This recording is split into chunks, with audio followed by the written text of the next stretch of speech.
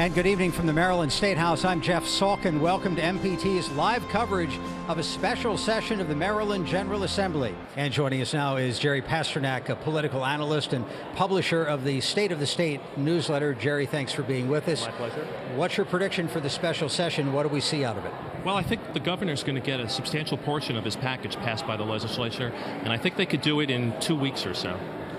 It's pretty speedy for the level of complexity that's in these issues. Do you see any points of friction?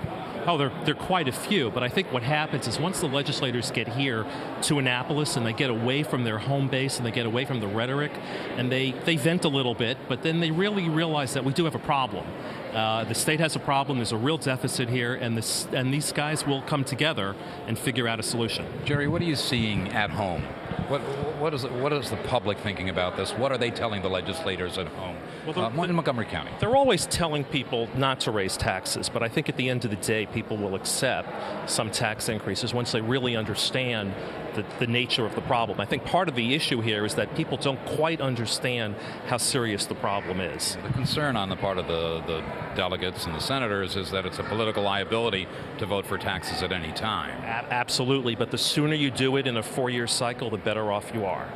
And the sooner you do it, because voters forget about it by the time year 4 comes around? Well, they do forget. I mean, there are efforts to remind them, but they'll also see some benefits from the package that will be adopted in the next few weeks. Benefits in terms of new programs or reductions in certain taxes? Well, I don't know about reduction to certain taxes. I think the only reduction on the table now is a property tax cut, and I don't know that goes anywhere. But I think when they don't cut programs and they get a revenue base that will allow them in the next 2 to 3 years to expand some services, that'll be a big help. What do the Republicans do? If you're a Republican lawmaker in this session, you just keep your finger on the red switch, you just vote no and call it a day? I'll tell you, if I'm a Republican, and I'm not, but if I'm a Republican, what I do is I keep offering amendments.